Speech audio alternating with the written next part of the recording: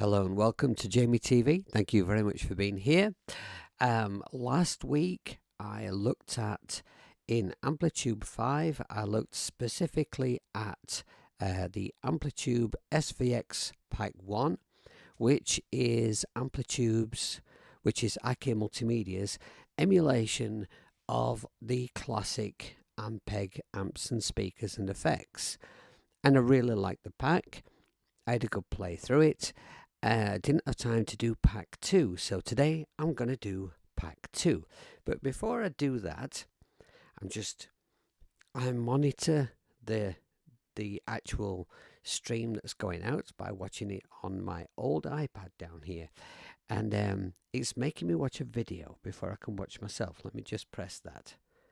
Okay, it just gives me some reassurance that it's going out there and everything's okay.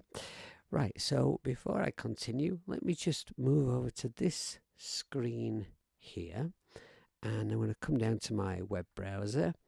Okay, so we looked at this last week, but we'll just cover it again briefly here. So the SVX packs, there's pack 1 and pack 2, and there is a bundle with both included. And as you can see, if you buy both together, you get a big chunk of money off. And having played through both packs, all the contents of both packs myself, I would say if you can afford it, go for this because it is well worth it. Being absolutely honest, when you look at what's in the SVX2 pack, it sort of looks a little bit disappointing after SVX1, because SVX1 has got a lot more content to it. In this one, you're just getting 3 amps and 3 cabinets. It says 2 there, but there's 3. And you know, the thing is it's superb quality. It really is very, very good. So you might not be getting a lot of amps for your money, but as you can see, they are 3 very much classic Ampeg emulations and 3 awesome sounding cabinets to go with them. So you don't get a lot of different items, but you do get supreme quality items, which I will play for you, and you can make your own mind up about that. So we'll just come out of there, and then I'm going to need to go to this screen here. No, not that screen. This screen. And we will go and open up Amplitube here. Alright, so I've got Amplitube 5 Max. So I've got all of the content that you can get in Amplitube. So what I'm going to do is I'm going to just show you how you locate the packs. So because when I first got it, I thought if I'm going to break this down and show different packs in different streams, because I've got all of it, how do I know what's in what pack? So here's how we do that. You go to this folder here and press on there. No, you don't. You go to this window here. Let's just back up a bit. Okay, we go to this window here. And then we go to Amplitube Collections. And then we go down the list. And right at the bottom, we've got Amplitube SVX. And the drop-down list next to that, you'll see is listed as 3 different amp types. And then across from there, what we've got is presets made for that particular amp. So I'm just going to go to the one in the top of the list and press the preset at the top of the list. Let's get that amp in front of us, and then I will press on the amplifier itself. Okay, so if you've not looked at Amplitube 5 before, I did an initial video where I just kind of gave an overview of what's in Amplitube 5 for bass players. Just kind of a rough overview as I was kind of searching around things and just having a bit of a play with each thing, just to kind of give an idea, a bit of insight. And then in last week's stream, to follow that, I looked at SVX1, this is SVX2. Now there is other content in Amplitube 5 for bass players, but I have to say there could be more, and it would be nice to see some signature packs for bass players. I do feel, from the point of view of a bass player, that we are slightly neglected. The stuff that is in Amplitube 5 for bass players is exceptional. It's brilliant, but there isn't really a lot of it. So the idea of this is, I was thinking from the point of view of a bass player, if you were thinking about getting Amplitube 5, then is it worth it? If you don't play guitar, it's not worth you buying Macs. So I would suggest you get the free download version, have a pissy pants around with what's in there for bass, and then consider the bolt-on packs that you can buy that have more content for bass. And the obvious ones are SVX, and that's why I wanted to play through them. So, right, let me just change my view here.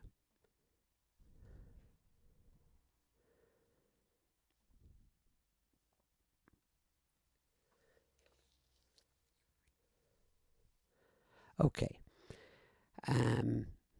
So what you'll see here is we have the SVX 4B, and this is just a legendary, an emulation of a legendary Ampeg amp. It's based on an amplifier from 1971, and the original is a pure all-tube amp, and it's notable for its grind. So let's see what it's like for grind. I need to unmute my bass. I knew there was something I'd forgotten to do. There, that might help a bit, eh? Right. We're a little low on volume there, but I could probably adjust that in the amplifier itself. Let's just bring up this master. There we go.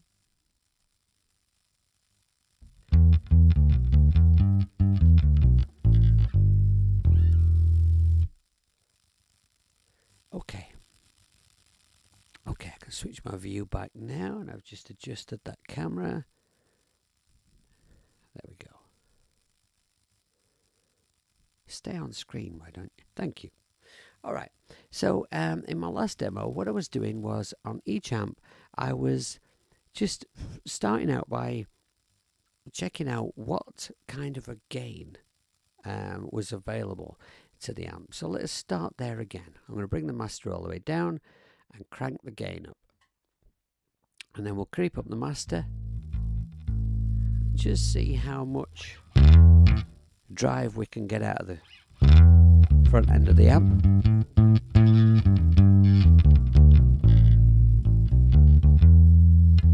So as you can hear, it's got bite. It's not got an awful lot of distortion or overdrive as such, but it does have plenty of bite. Then the way this amp works is we've got an ultra low switch here. Let's switch that off, and we'll take high off as well. And then we've got like a mid frequency switch which has 3 positions, and then we've got the mid-range boost or cut, which this really is where the money is with these amplifiers. I'm going to bring that treble down. Let's just kind of flatten this, put that in middle position, and then see what we have then.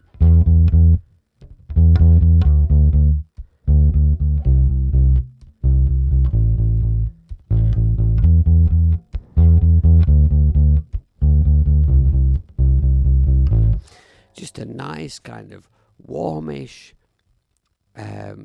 slightly overdriven, little bit of bite, a full kind of rock tone.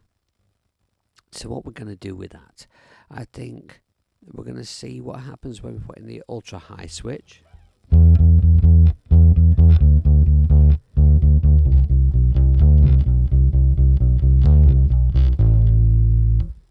Okay, that cleans it up nicely. Not cleans it up, brightens it up nicely. Plenty of poke, I would say.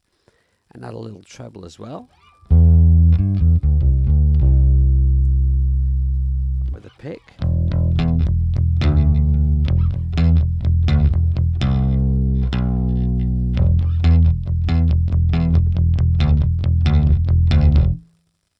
Okay, very, very usable tone. I'm going to bring that gain back now.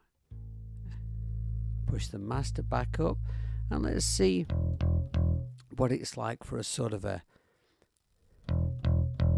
less driven, more of a kind of a punchy tone.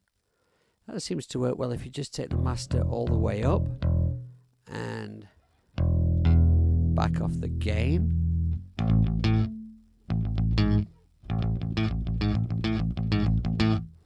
And fingers.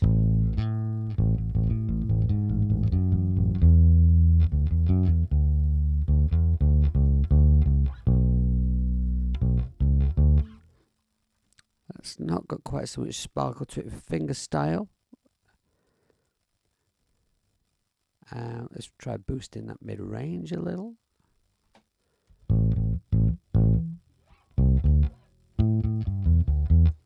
Alright, that's coming. And just try that switch up there. Alright, that's really nice for kind of a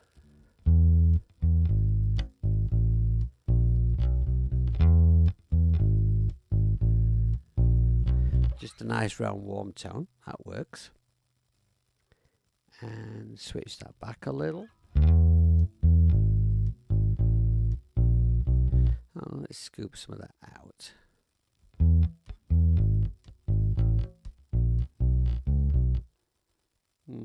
Flip switch. Right, it's taking all the body out of it actually. No, I'm not liking that. Let's go back this way. And that switch was there where I really liked it. Warm tone, very nice, very usable tone. And let's try the ultra low.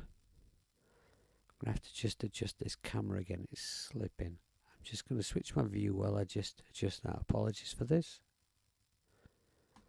Just press this button so that's still on screen.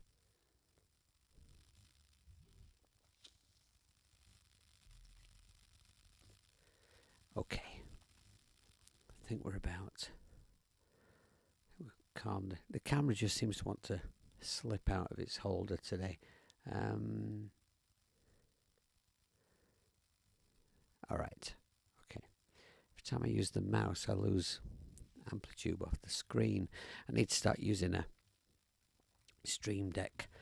But anyway, right, so let's crack on. The ultra low switch. Did I already press it? I did. So what's that like?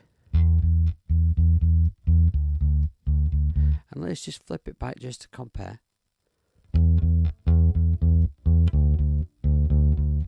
Right, let's play some lower notes with that. In fact, let's go. Right, now put it back in. Oh, now. Yeah. Alright. And what's that like if we take the ultra high switch out? Right, I think we can afford a little more gain on that.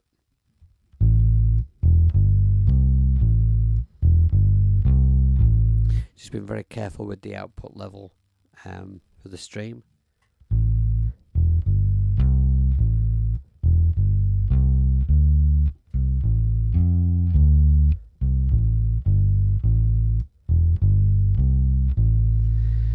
Alright, and let's just try that with a bit more mid boost there.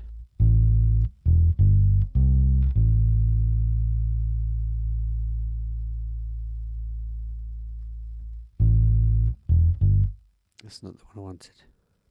There.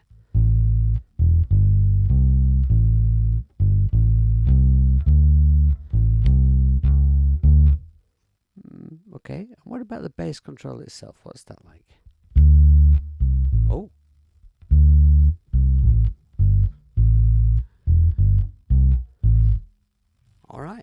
liking this amp. This is a very, very usable amp.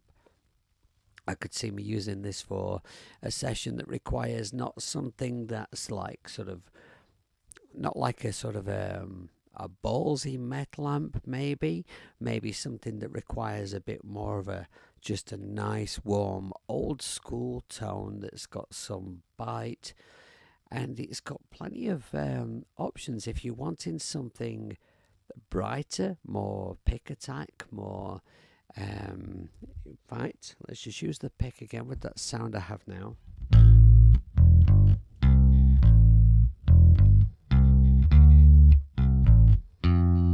Really works with that well too. Yeah, I would definitely use this amp. Like this a lot. Let's have a look at the speaker. Alright, so the speaker is, what's it called, this one? Do you know, I'm having a bit of a, my apologies for issues with this. I'm a little bit frightened. I'm using an iPhone as a webcam, and it's an expensive new iPhone, and I'm just a bit worried about it falling out of its holder and hitting the desk and breaking.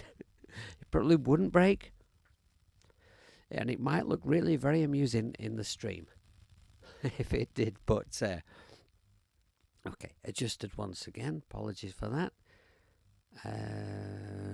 Coming back to this page here and pressing this button here.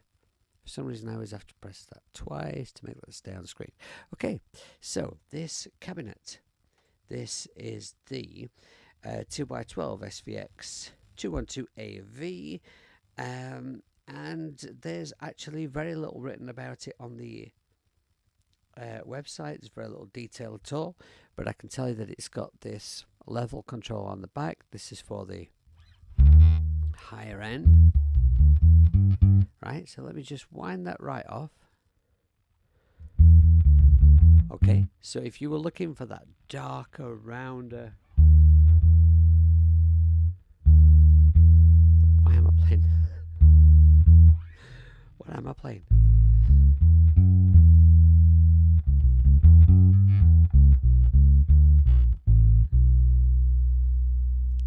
Okay, and brighten it up a bit.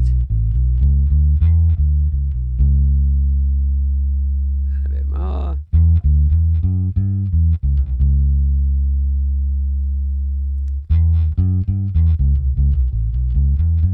For me, probably somewhere around about there.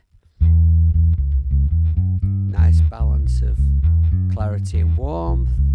Sounds nice. Okay, I like that. And the nice thing about this is it gives the player a sort of a chance to dial in the tone that sits nicely in the mix without using any extra plugins, because you've got your bass, you plugged into your interface, you've opened up your software that's giving you your tuner, effects, amp, speakers, and all that stuff. And I think it's really nice if you can dial in exactly what you need from that software, rather than when you're mixing in Cubase or whatever, you have to open an extra plugin to do what you want to do with the EQ to make it sit nice in the mix. And this is just a really great feature to help you do that, I think. Okay, a little adjustment. In fact, I may just leave it on this page so that I don't have to keep switching back and forth. Okay, now let's go and grab the next amplifier. So we are to this list, Amplitube Collections, SVX2, next amp down the list, and we'll just grab the preset from the top of that list and click on the amp. Okay. Now this amp has a very interesting setup. And I'm just realizing how bad my eyes are. Because I can barely read this off the screen. And it's a fairly big old monitor. Alright, so we've got on this amp, we have the 1964 setting and the 1966 setting. And that applies both to the input and the bias. So it's a 2-channel amp. I think I can go back to this view now. Right, so here, if you follow my mouse, we have the 1964 input and the 66 input. I'll flick this switch, and you see how it changes between the 2 channels. So there's a volume for both channels here, and you'll see they've both got a treble. That's treble and bass for the 64 channel, and treble and bass for the 66 channel. And you could also switch the bias between 64 and 66 as well. And it's a good job that I've already looked at this amplifier and could tell you what it says, because that's all blurred. It's not much fun getting old. Okay, so let's have a listen to 1964. Maybe I'll bring the volume down on that and just show you that. Bring the volume up on this to a listenable level. Okay, now I can show you that if I switch this, right, we've gone on channel 2 and I've turned the volume down, so we've got no volume there. And that's set to 66 bias. I'll put it to 64, switch it back. Right.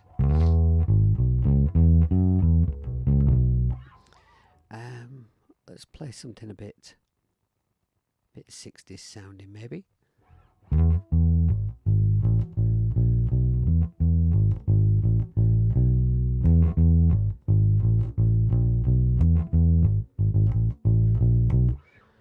Alright, and that's 60s apparently, I don't know.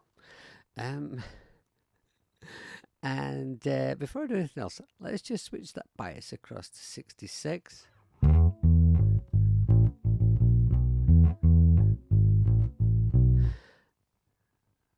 I'm back.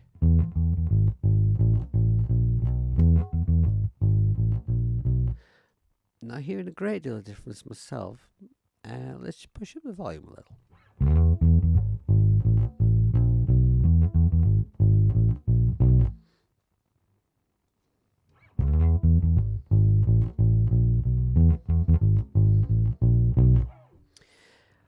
Alright, and then if I switch this across and then bring up the volume for this channel. Right, now let's hear this channel.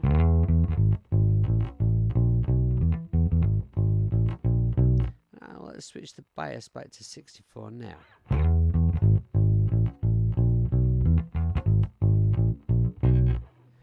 I'm not saying that switch is ineffective, but I'm not hearing a great deal of difference there at all. But there is a great deal of difference between the 2 channels. So one,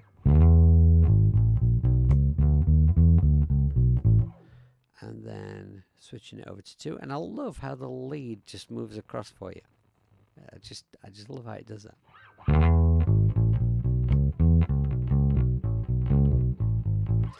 That actually is very close to the kind of tone that I would use for an awful lot of things.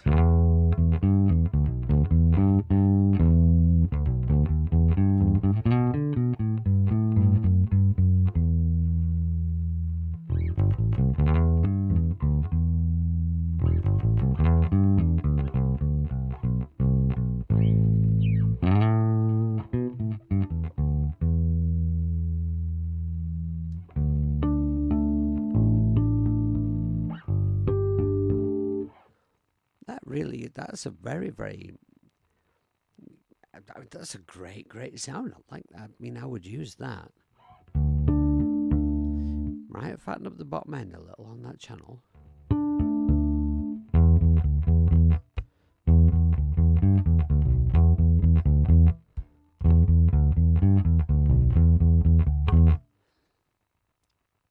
Yeah, that could be the amp for me. Let's switch the bias again.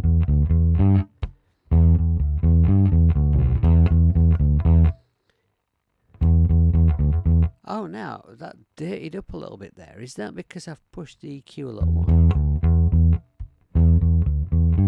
I like it even more.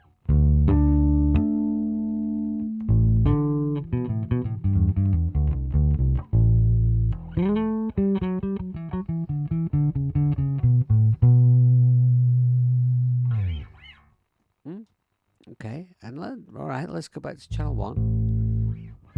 And is this maybe this one is just intended to be that bit rounder, cleaner, warmer?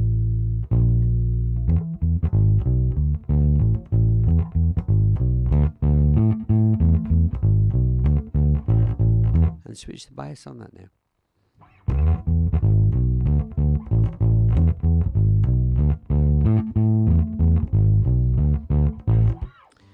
Yeah, you know what?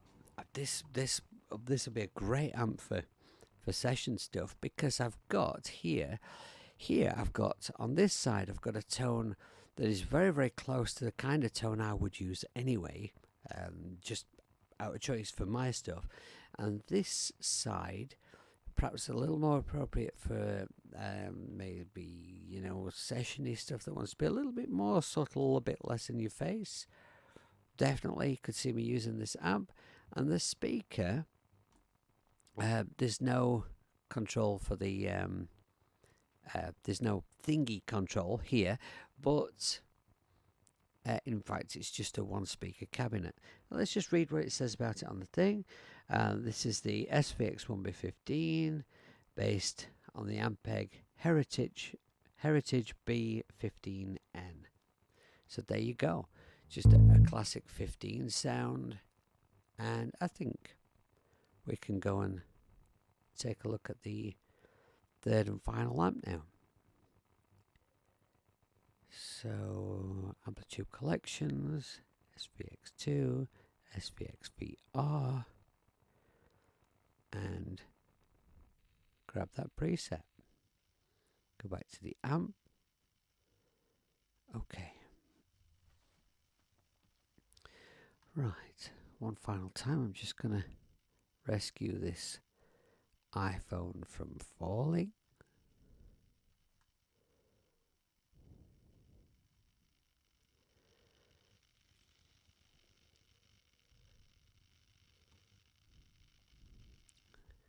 Okay.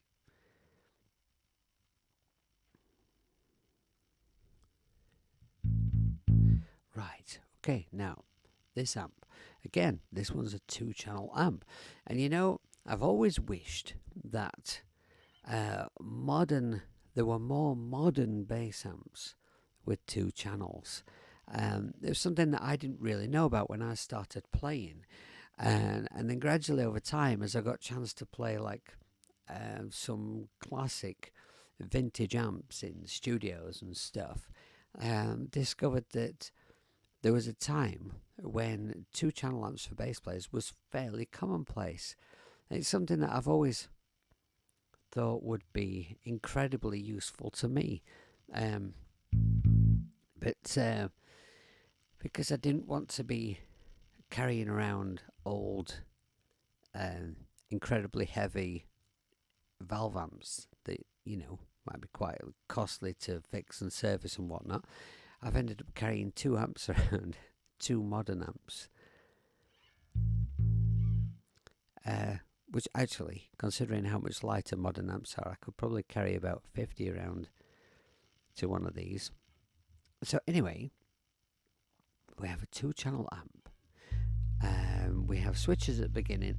This is really awesome, this actually. So you've got a normal and bright setting, and if you switch it, you'll see this lead moves here. And you also see the cable move when you flip from channel 1 to channel 2, and then I don't know, it just really amuses me. I like that. That's a lot of fun. Okay, so we'll set that to normal on channel 1, and let's see what the switches are set to. Let's switch the ultra high off and the ultra low off. We'll switch that one for channel 2 as well. And okay. So what's my level like? Okay, so our general sound there. I'm going to flatten this EQ a little bit. Right? So, what does it sound like? It sounds kind of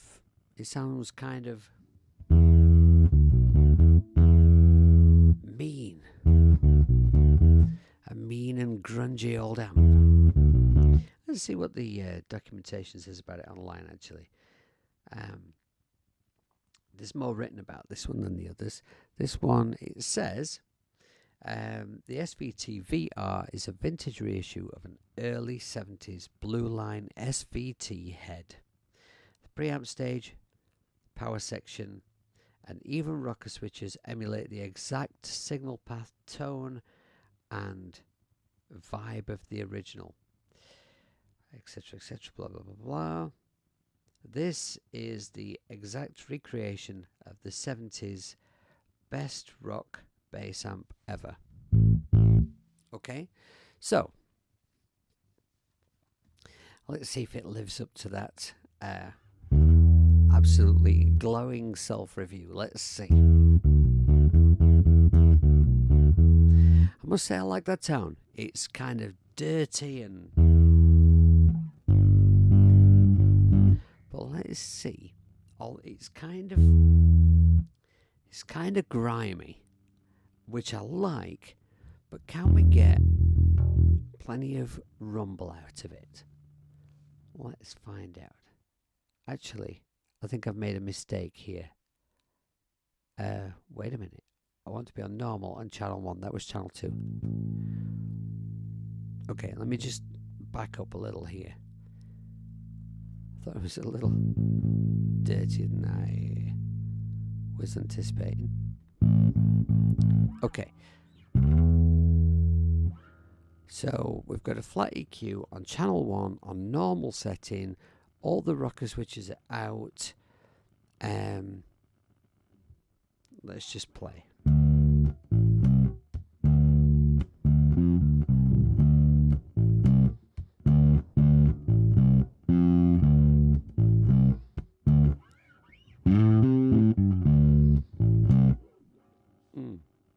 Okay, I like the griminess of it. It's lacking a little in the bottom end, so let's just punch in that switch for the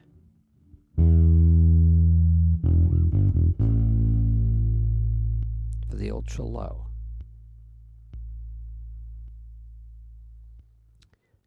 Is that 3 position or 2? Looks like 3.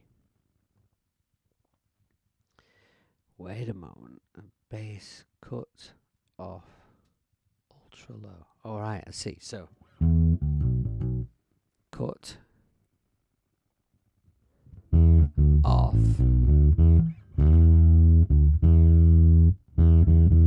So what's the low end like now?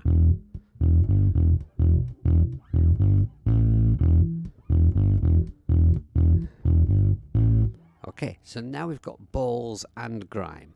And let's put that boost for the bass end on. Ooh.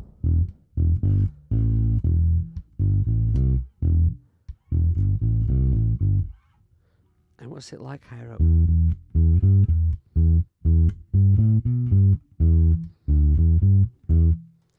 Okay, it's got plenty of weight to it. It's still got the grime, but in boosting that low end, we've lost a lot of clarity. Well, let's just try it with a pick before I do anything.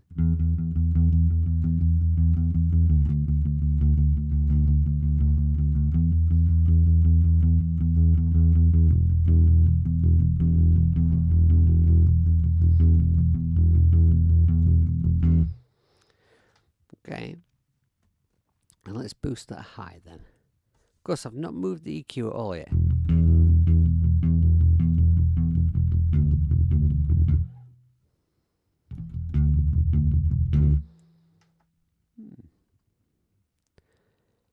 And that's a 2-position switch. Okay. Right, mid frequency. Let's give that a little.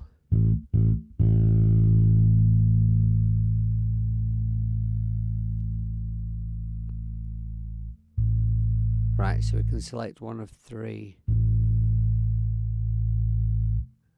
mid notches here and boost or cut the mid range. That seems to be working for me, actually.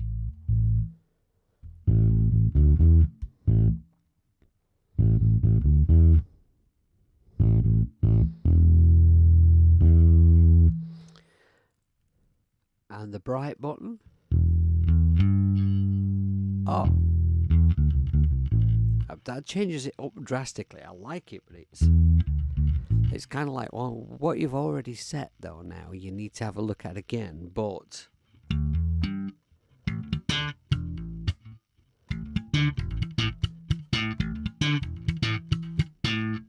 right, so with the bright in, I definitely want the low boost all the way up.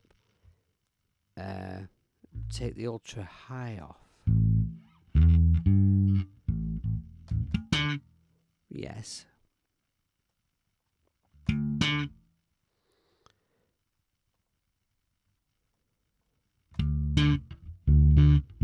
Yeah, okay.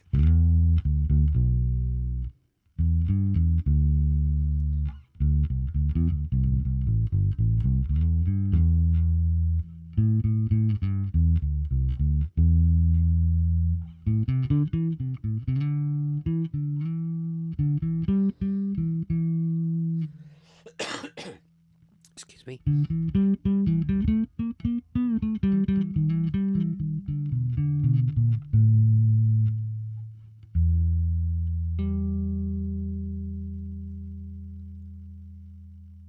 Right. I'm liking that. I'm not sure I like that as much as I like the other 2 amps, but I could definitely see that being usable for something where I want a grimy tone. So let's have a look at the other channel.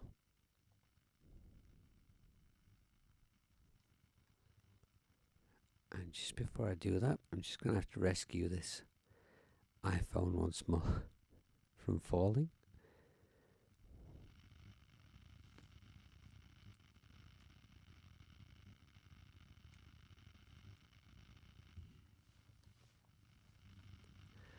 Okay, and back.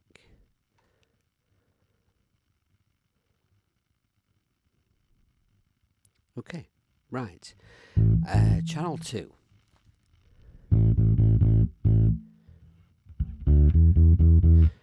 I like him. I immediately like the sound of channel 2 a lot better. Maybe I should flick this switch back to normal though first.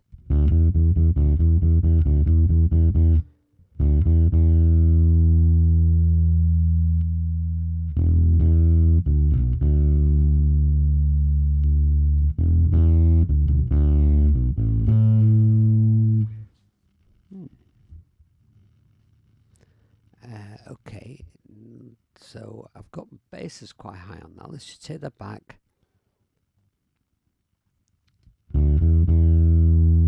Right, so flat, normal position, channel 2, flat, rocker switches out.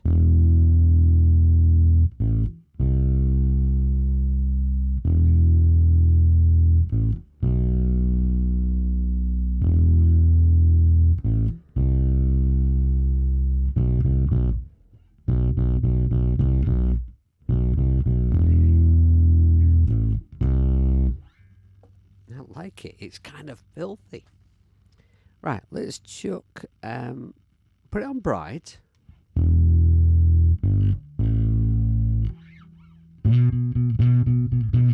You hear when it's on bright, you've got that extra sort of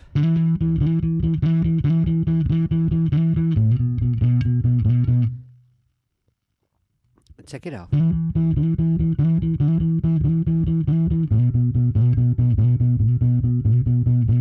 It's the kind of difference in tone that when you're playing on your own, when you're not playing as part of a band, you're playing on your own, and you would have that switch off. Sounds sounds warmer around it and nicer. And then everyone else starts playing, and you're going, I just need that little bit of extra clarity, and that extra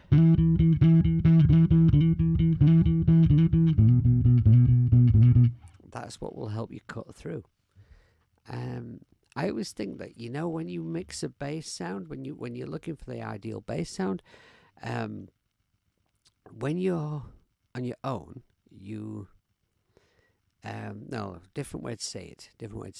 What I'm trying to say is, when you dial in the perfect tone for the situation that you're playing in, to give you the low end that you need and the clarity that you need to cut through the band so every note can be heard without you being too loud, when you take the band away and you just hear the bass on its own, it's not always the nicest, or it's not always the nicest sound on its own, and it's certainly not a sound that you would dial in when you are playing on your own.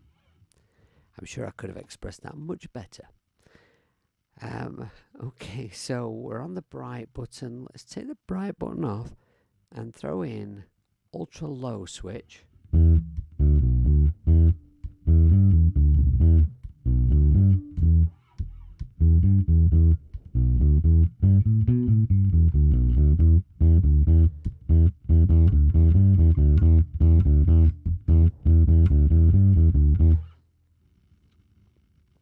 What's that like with the pick?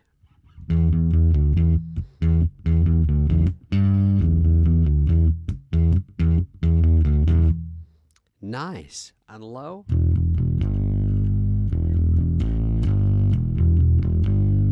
What about really high up? I've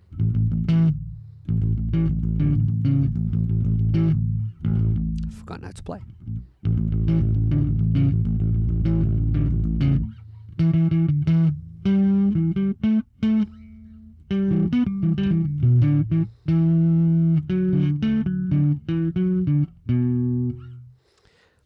That's really nice. See, at this side of the amp, I would definitely use this. This is nice. So I've got the ultra low in. What if I throw the ultra high switch in as well?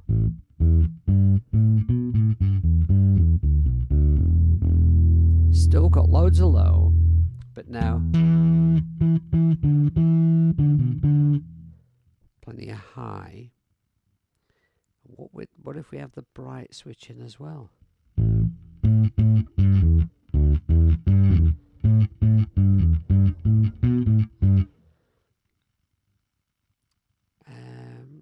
Let's turn up the bass a little.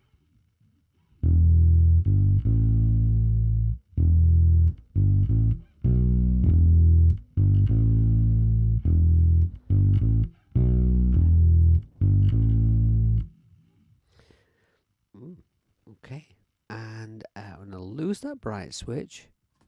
And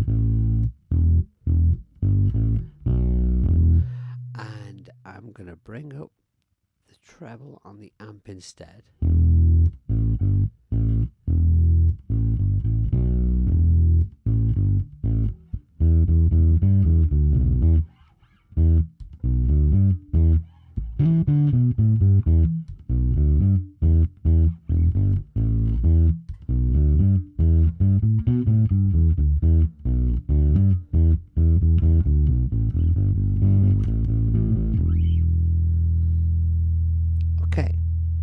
I might be overdoing the grime aspect of this amp right now, but I'm enjoying that. I'm really enjoying that sound. Okay, so let's just sort of flick that back to channel 1 now, just as a comparison thing. I pressed the wrong button. Let's just go there.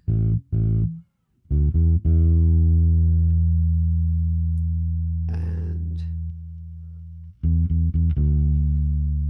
onto the bright setting. Okay. Flick that switch out. Alright, so the amp has two drastically different sounding sides, which is good. Very versatile. But I do very much prefer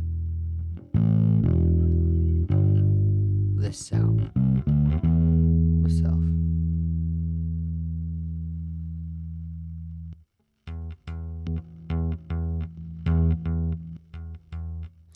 Oh no, wait a minute, I'm missing something here.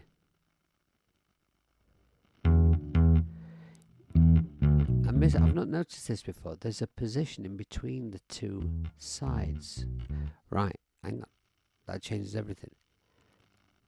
So, one was the very, very clear sound, maybe a little lacking in bottom end. Two, right, I was on the middle position. That explains a lot. Okay, it's probably due to my eyes. Go to normal. Right, normal button setting. Channel 2. Bring the volume up.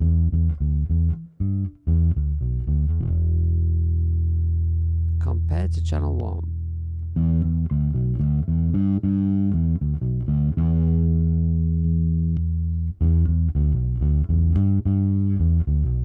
Right, so it does. I am right, and it does have more low end. It does have more balls to it, but it's that position in between the two that has that grind.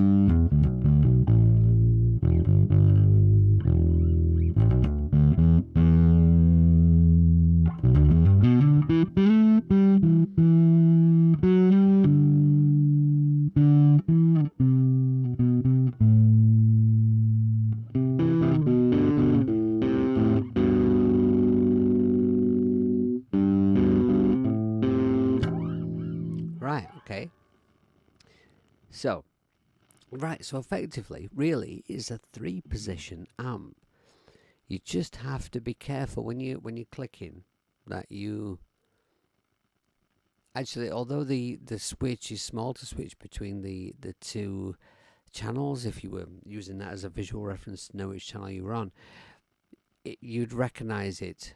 You'd get used to the position of this cable here across those two connections there. So you'd see that. Okay. If you weren't a stupid old hippie like me and had just not noticed that before. So, okay, I'm taking out those two switches. In fact, I'm going to take out all the switches. There, okay. Go to that. So we're in that middle position. So do all the switches affect the middle position? That's what I want to check. These ones obviously do, because I was using them before.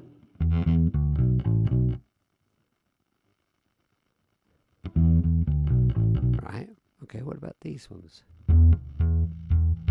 Yeah. Right, so all the switches work when you're in that middle position.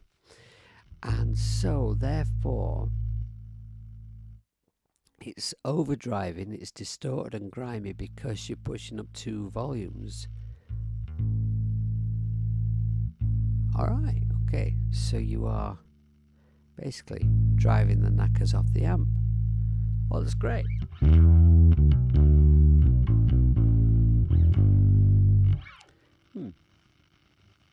Yeah, that's interesting. Interesting and very usable, very versatile.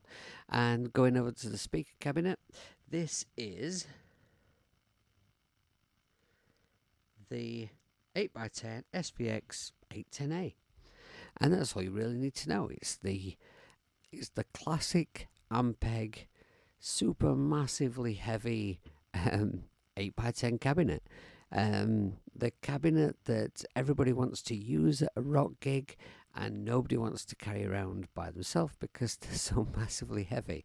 Have you ever seen the back of one? They've got like bars and wheels and stuff so you can push them around like a trolley. Incredibly heavy. You won't want to be putting one in your car, that's for sure. Alright, okay, so that's kind of a playthrough of the sounds of the amps. I'm not trying to kind of show off my playing or be a smart ass or anything. I'm just sort of trying to show you what the sounds are, just give you a look around the amps and the cabinets, and just so that you can kind of check out the sounds and see whether it might work for you before you make a purchase. So, thank you very much for watching. Thank you for bearing with me while I had to constantly keep adjusting my iPhone that I'm using as webcam, because I just don't want it to fall off the stand and break. Yes, and before my next stream, I'll try and make sure and remember to secure it much better.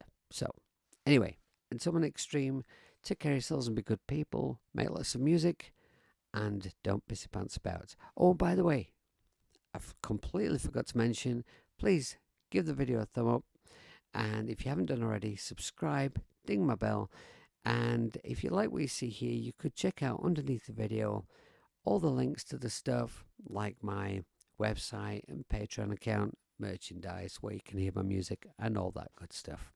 Alright, thanks very much for watching. Take care, see you later.